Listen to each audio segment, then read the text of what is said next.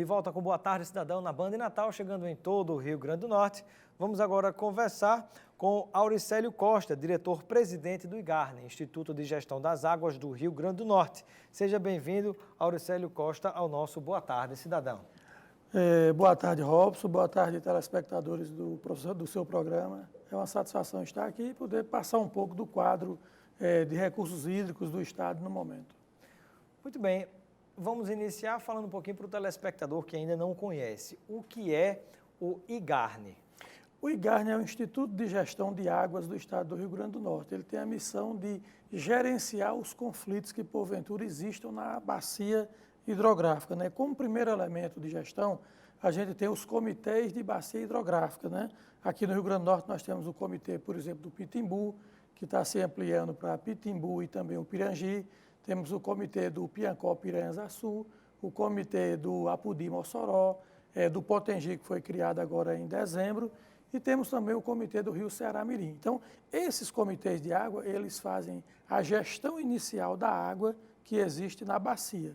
E quando, porventura, algum conflito existe, tudo mais de outorga, então essa gestão do conflito chega no IGARNE, que vai poder fazer a mediação desse conflito, se for o caso, promover alguma multa, alguma coisa, e fazer valer aquela questão do direito de outorga e fazer com que a água chegue para todos os usuários.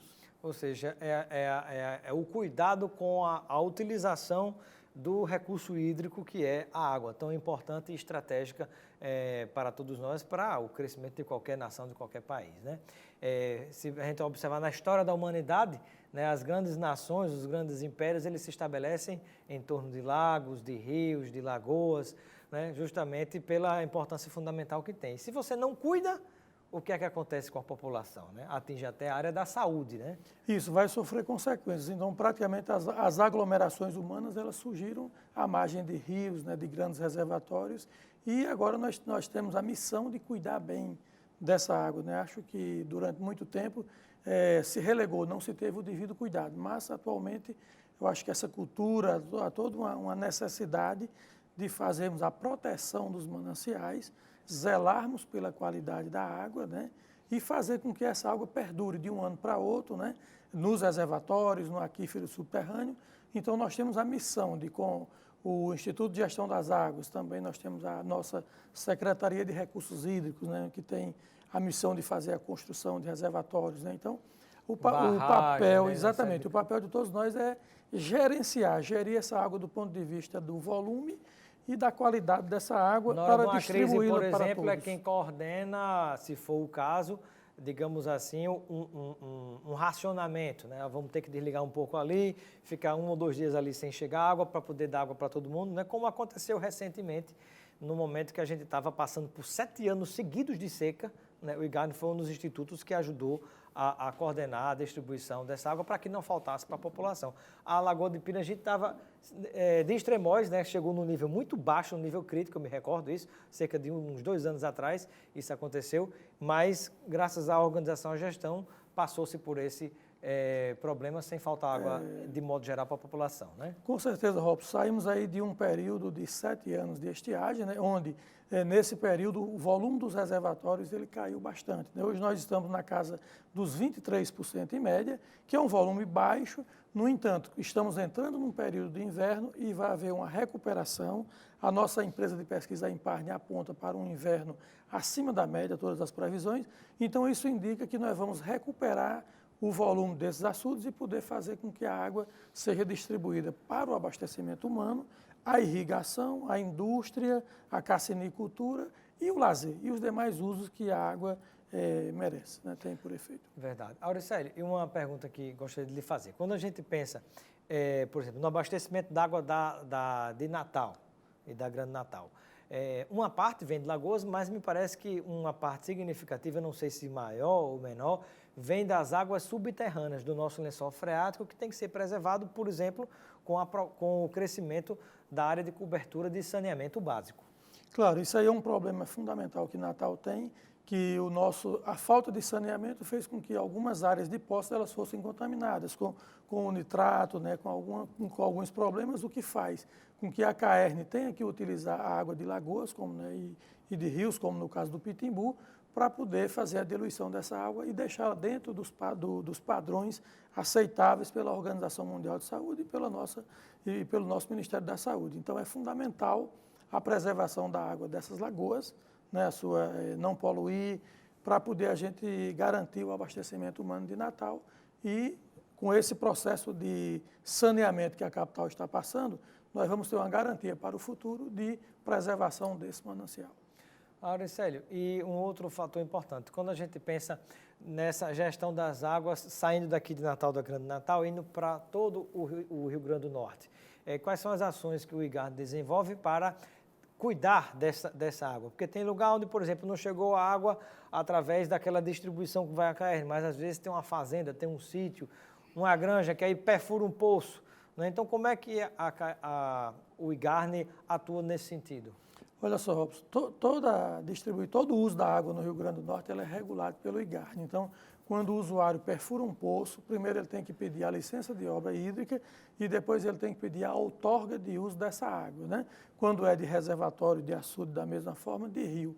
Por que esse instrumento? Porque é através da outorga que nós vamos garantir que a água daquele reservatório dê para todos os usuários. Então, assim, muitas vezes ele quer um uso muito maior do que a capacidade, mas nós, no IGARNE, temos o cálculo da disposição, quanto é que cada usuário pode utilizar daquela água. Então, aí vai ser outorgado a ele aquela fração de água para garantir que a água do reservatório chegue a todos. Eu vou dar um exemplo a você. Por exemplo, na Armando Ribeiro Gonçalves, na nossa barragem de Açu. Hoje então, é a terceira maior barragem do Nordeste, isso, né? Ali, chegou num nível muito crítico, baixo, né, por causa da seca, mas recuperou, está em torno de 25% hoje, não é isso? Isso. Então, ali você tem a perenização do rio, ali com aqueles 6 mil litros por segundo que são soltados na calha do rio, e no canal do Pataxó, ali, 1.000 litros por segundo. Então, pegando o exemplo aqui do canal do Pataxó, nós do IGARNE fazemos as outorgas de tal forma que... A outorga que é a autorização para que a pessoa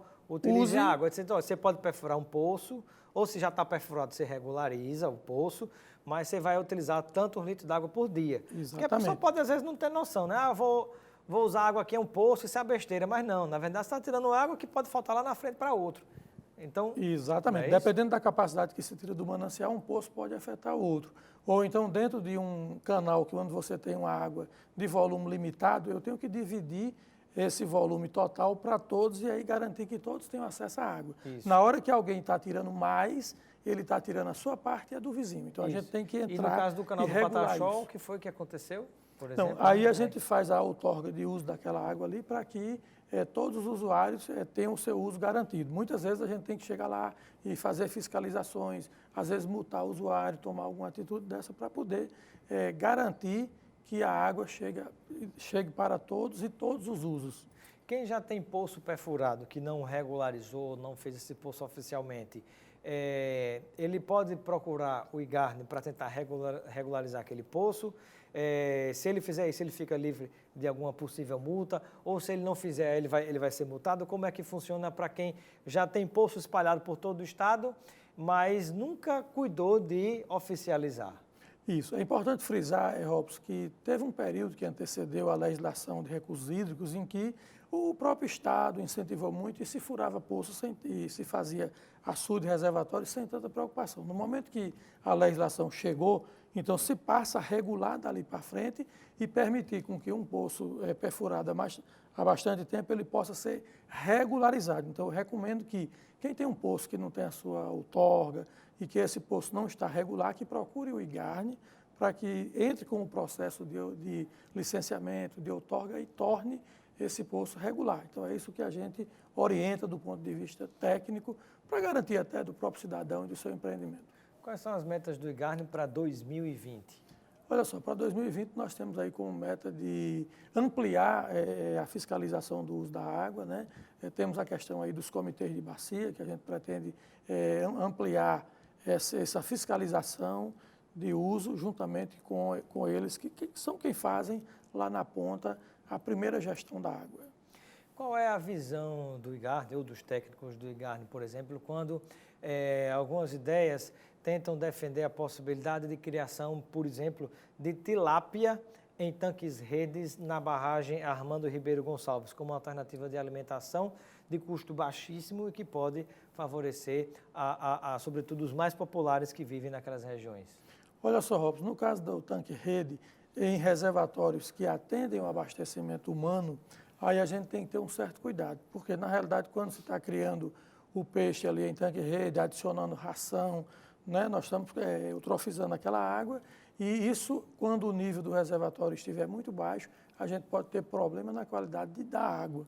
Então é preciso se ter em mente que o reservatório que é utilizado largamente para abastecimento humano, para um fim mais nobre, que a gente tenha que ter esse cuidado no licenciamento para poder não permitir... Mas pode ser numa área reservada, por exemplo, numa área específica? Teria que ser numa área muito pequena da sua superfície de água, de tal forma que essa criação não venha a afetar no futuro, quando o nível baixar, a distribuição de água para a população beber. O recomendável seria utilizar reservatórios menores para a produção do tanque-rede e tudo mais, que não são usados diretamente no abastecimento humano, porque em um dado momento a gente pode ter essa situação conflitante entre a gente ter que priorizar o abastecimento humano em função da criação do peixe. Ou água ou comida. Ou água ou comida. É difícil fazer essa escolha. Bom, o nosso tempo está chegando ao fim. Eu quero agradecer a participação do Auricélio Costa, diretor-presidente do IGARNA, Instituto de Gestão das Águas do Rio Grande do Norte. Muito obrigado pela sua presença e receba um kit de produtos Lucena para você aproveitar com seus amigos e muito familiares. Muito obrigado. E eu aqui agradeço, Robson. E assim, ficamos aí com a perspectiva de um inverno nesse ano, né, quer dizer, um pouquinho acima da média, o que vai permitir que certamente que os nossos reservatórios possam acumular mais água. Mas não é porque vai chover mais que a turma vai gastar mais água. Tem que ter cuidado no uso do mesmo jeito, né? Parcimônia no uso, né, para a gente poder ter garantia de água para todos. Maravilha. Obrigado pela sua presença. Eu lembro a você que está nos acompanhando, inscreva-se no nosso canal no YouTube. Anote aí, Robson Cidadão. Robson Cidadão, Robson Carvalho vai aparecer. Tem sempre um cantor sertanejo que aparece primeiro, a gente está na sequência. Você clica lá no vermelhinho para inscrever e toca no sininho para acompanhar as nossas postagens que fazemos aqui, né? Comentário, análise, opinião, entrevistas, dentro e fora do estúdio. Tudo você vai encontrar no nosso canal lá no YouTube. Um grande abraço, continue ligado com a programação da Band Natal. Vem aí o Nordeste Urgente Luiz Almir. Um grande abraço e até amanhã.